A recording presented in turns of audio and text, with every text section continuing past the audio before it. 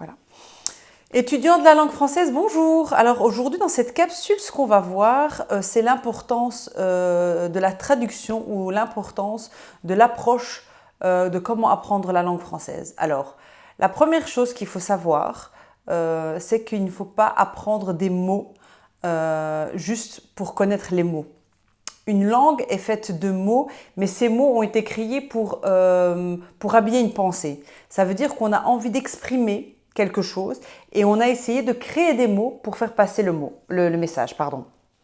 Alors, dans chaque langue, les phrases sont peut-être construites de la même façon, mais ils expriment une idée différente. Dans chaque langue, l'état d'esprit est différent. On le voit par exemple dans les proverbes de merde. Donc je recommence, c'est pas grave, ok. Étudiants de la langue française, bonjour. Alors dans la capsule d'aujourd'hui, ce qu'on va voir, c'est l'importance de l'apprentissage des mots, de l'apprentissage de la langue française, pas par les mots justement, mais par des idées. Alors ce qu'il faut comprendre, c'est que quand on apprend une nouvelle langue, et ce que personne n'explique, quand on apprend une nouvelle langue, on apprend une nouvelle façon de penser. Alors, les gens qui sont en face de vous, qui ont une autre langue, ne pensent pas comme vous, ne voient pas le monde de la même façon que vous. Et donc, ont une façon complètement différente d'exprimer les choses. On le voit notamment dans les proverbes, qu'on expliquera dans cette capsule, mais on peut faire la différence qui est flagrante d'une langue à une autre. Alors, je donne un exemple dans une langue qui est assez éloignée de nous, mais qui est assez forte de par sa définition. Je raconte n'importe quoi là. Ok, c'est pas grave.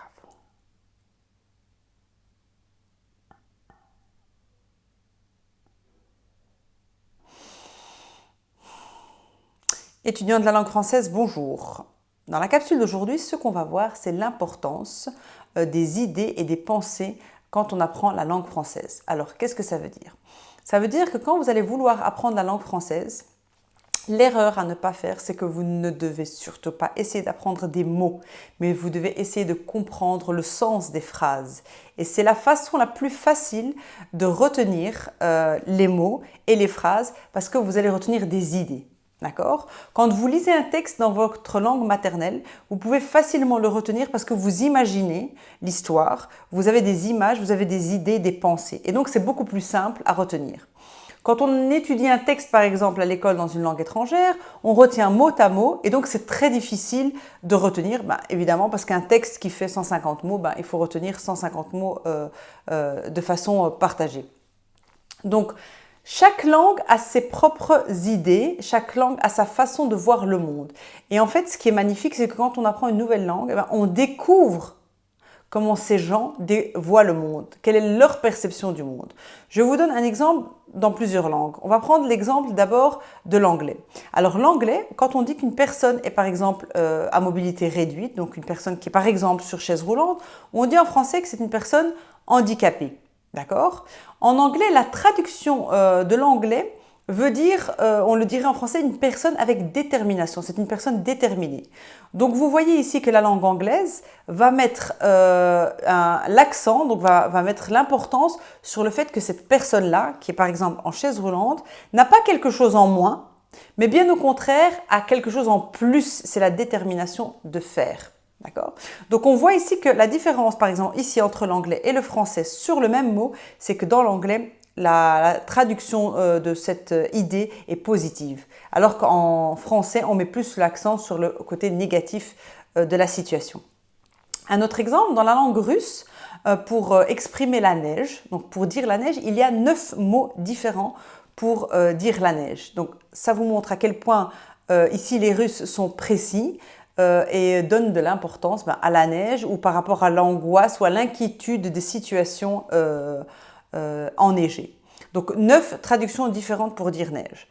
En russe, ce qu'il y a aussi, il faut savoir, c'est que par exemple, les Russes mettent l'importance sur une action quand on va jusqu'au bout. Pour eux, c'est très important. On le voit dans les verbes, puisque en fait, en russe, vous avez le verbe, par exemple, qui dit finir un livre. Est-ce que tu as fini de lire le livre? Mais est-ce que tu as lu le livre, d'accord? Donc, en fait, eux, ils font la différence entre quelqu'un qui a juste lu et quelqu'un qui a lu jusqu'au bout. Et donc, ils rajoutent un petit préfixe au début du verbe pour dire lu jusqu'au bout. Donc, ils mettent l'importance et une grande différence entre quelqu'un qui fait quelque chose et quelqu'un qui le fait jusqu'au bout. Donc, ça vous montre l'état d'esprit de cette langue, mais l'état d'esprit des gens. Ça veut dire que pour eux, c'est important de faire quelque chose, mais d'aller jusqu'au bout. Ou en tout cas, si vous ne l'avez pas fait jusqu'au bout, vous l'exprimez dans vos mots et donc vous-même, vous vous en rendez compte. J'ai fait la chose, mais je n'ai pas été jusqu'au bout. Donc voilà, ici un exemple en anglais et en russe. Alors je donnerai d'autres exemples qui sont beaucoup plus marquants. Et là, cette partie de la capsule est destinée spécialement aux étudiants de la langue française qui parlent la langue derija.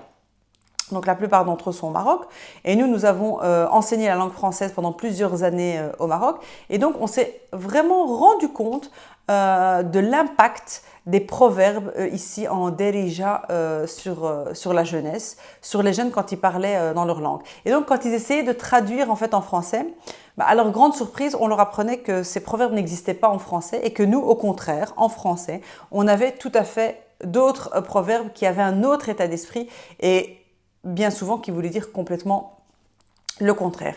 Et vous allez voir ici qu'on a des proverbes qui font assez sourire et qui feront sourire la personne en fait qui est de l'autre côté, qui parle une autre langue, qui se dira « Tiens, vous avez une façon de dire ça », alors que nous, au contraire, on veut exprimer tout à fait le contraire. Je donne un exemple. En français, on a par exemple « qui veut peut ». Donc en français, ce qu'on essaye de vous faire passer comme idée, c'est que si vous voulez quelque chose, vous pouvez l'avoir. D'accord ? Il faut se battre, il faut mettre tous les moyens que vous avez à votre disposition, mais il faut y aller. Voilà, qui veut peut. Vous avez un autre proverbe, par exemple, qui dira « impossible n'est pas français ». Voilà, c'est un proverbe qu'on dira, une petite expression qu'on dit régulièrement quand quelqu'un nous dira « c'est impossible ». Impossible n'est pas français. Et donc, on met ça dans notre esprit qu'il faut essayer de ne pas se dire que c'est impossible. Un autre proverbe aussi, tous les chemins mènent à Rome. Cette expression veut dire beaucoup de choses en même temps. Elle veut dire que quand on se perd dans la rue, on finit par trouver Rome, c'est-à-dire qu'on finit par trouver sa destination. Mais ce que j'aime préciser, c'est que ça veut aussi dire que dans la vie, on a beau être perdu, il suffit d'avancer, tous les chemins mènent à Rome. On finit par arriver à destination. Et donc ici, on est vraiment dans l'encouragement et dans la motivation de la situation. D'accord ? Un autre proverbe qui veut dire par exemple la fin justifie les moyens. Donc quelqu'un qui va mettre tous les moyens à sa disposition pour arriver à son objectif pourra lui-même se justifier en âme et conscience en disant la fin justifie les moyens. J'ai mis tout ce qu'il fallait, j'ai fait tous les sacrifices qu'il fallait, mais l'objectif c'est que j'y suis arrivé.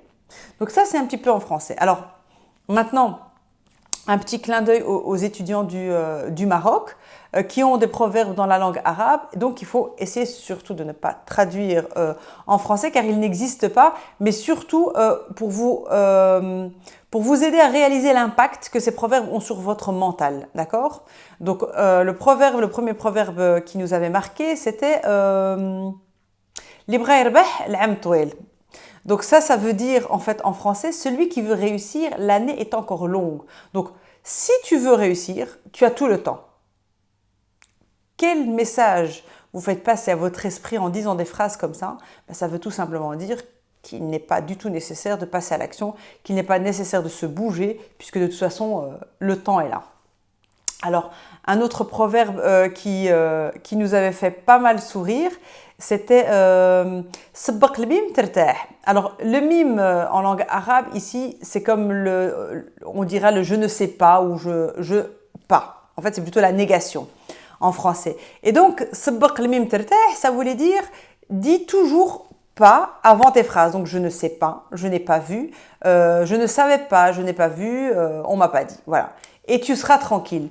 Donc ici, c'est remettre la personne dans une situation non responsable de tu n'étais pas au courant, tu ne savais pas. Donc voilà l'impact d'un proverbe que peut avoir les mots sur votre mental. Par exemple, un autre que j'aimerais mettre en comparaison qui était assez marrant.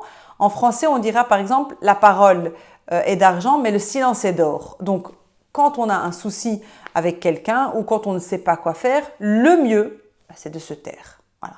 Le silence est d'or. Donc, on ne peut jamais se tromper, on ne peut jamais faire de mal quand on est silencieux, quand on ne réagit pas. Par contre, ce qu'on a entendu alors dans la langue Derija qui est tout à fait comique, c'était l'expression Beinilou et Hintiddik. Ça voulait dire en fait le henné, donc les gens mettent du henné, et donc montre-leur à quel point tu es capable de faire, c'est-à-dire retrousse tes manches et montre-leur qui tu es. Donc ici c'est tout à fait le contraire, c'est ne te laisse pas faire, mais montre-leur qui tu es. Donc, ou bien il y avait dans le même style, c'était Der Shraïdo, ça veut dire qu'il s'est rendu justice à lui-même, d'accord? On le traduit en français, mais en Derija, c'est une expression. Ça veut dire qu'on va le dire régulièrement quand on parle. Mais quand on dit les choses régulièrement, on répète les mots, ils ont un impact sur notre mental. Et donc, ça veut dire que votre état d'esprit, il est le reflet des mots que vous utilisez. Donc, quand vous allez apprendre la langue française, ce qui est magique, c'est qu'en même temps, vous faites du développement personnel. Puisque la langue française, ici, a pas mal d'expressions qui, on va dire, sont motivantes, qui sont encourageantes et qui vous poussent à aller de l'avant.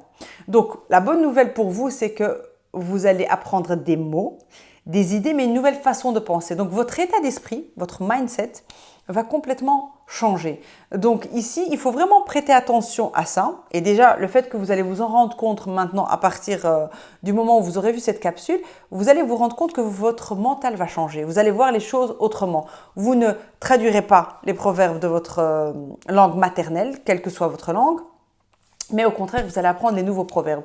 Et quand vous apprendrez les nouveaux proverbes, vous allez apprendre un nouvel état d'esprit. Donc les mots ne sont pas importants, mais ici c'est l'idée qui est importante, d'accord? Et le fait qu'un proverbe est répété souvent, il peut avoir un impact soit négatif sur votre esprit, soit positif. Donc les proverbes français que je vais vous répéter ici, qui sont encourageants et qui sont déjà des petites phrases, comme on va dire, de coaching, c'est qui veut peut, qui ne tente rien n'a rien, impossible n'est pas français, tous les chemins mènent à Rome, la fin justifie les moyens, voilà. Vous avez déjà ici en 6 phrases, en 6 proverbes français, déjà on va dire tout un programme d'état d'esprit positif. Donc dites-vous que quand vous apprenez une langue, vous apprenez une nouvelle façon de voir le monde et que vous allez découvrir des nouvelles choses, d'accord? Vous allez changer. C'est pour ça qu'on dit que quelqu'un qui apprend une nouvelle langue, en fait, devient de plus en plus ouvert d'esprit, on va dire de plus en plus intelligent dans le sens où sa culture générale grandit et qu'il arrive à voir les choses d'un côté et puis d'un autre. Donc comme on le voit dans votre langue maternelle ou comme on le voit dans la langue française. Donc ici, il n'y a que des bonnes nouvelles, que votre apprentissage ne concernera pas que des mots, mais concernera bien un état d'esprit, une façon de penser et que vous allez vous-même changer. Alors n'essayez jamais de traduire les expressions, les proverbes que vous avez dans votre propre langue, mais au contraire, apprenez les nouvelles. Et essayez de les intégrer dans votre esprit, dans votre langue maternelle au début, d'accord ? Parce que c'est pas facile au début de les retenir en français. Et ensuite, vous verrez qu'à force de les répéter, vous allez les retenir. Alors, une astuce très simple pour que ces proverbes deviennent votre quotidien et vont changer votre état d'esprit, c'est tout simplement si vous avez un agenda, si vous avez un carnet, si vous avez un journal que vous tenez au quotidien pour votre travail, c'est de noter ces petites phrases un petit peu tous les jours et d'essayer de les répéter en fait, de les incruster dans votre conversation propre au quotidien jusqu'à ce que ça devienne un réflexe. Et ce qui est magique avec notre esprit, c'est que quand vous allez faire rentrer ces nouvelles expressions, ces nouveaux proverbes dans votre esprit, les anciens, on va dire qui ne sont pas bons dans votre langue maternelle, vont sortir. Vous garderez les bons dans votre langue maternelle et vous prendrez les bons dans la langue française.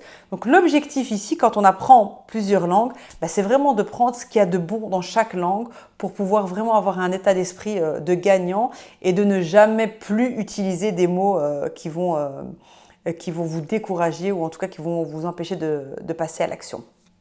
Donc, le message de cette capsule aujourd'hui, c'est vraiment de se dire, vous allez découvrir un monde quand vous allez apprendre la langue française, quand vous allez parler, vous allez dire des choses. Quand vous dites un proverbe, vous allez exprimer toute une idée, toute une pensée, tout un message. Donc, c'est vraiment très riche. Parfois, c'est très riche d'émotions quand on connaît l'origine du proverbe et qu'on sait d'où ça vient. Donc, voilà. Apprendre la langue française, c'est aussi apprendre une nouvelle culture, un nouvel état d'esprit et un nouveau mode de pensée. Donc dites-vous que apprendre une nouvelle langue, c'est apprendre à penser d'une nouvelle façon. Voilà, je vous laisse pour un prochain épisode. À la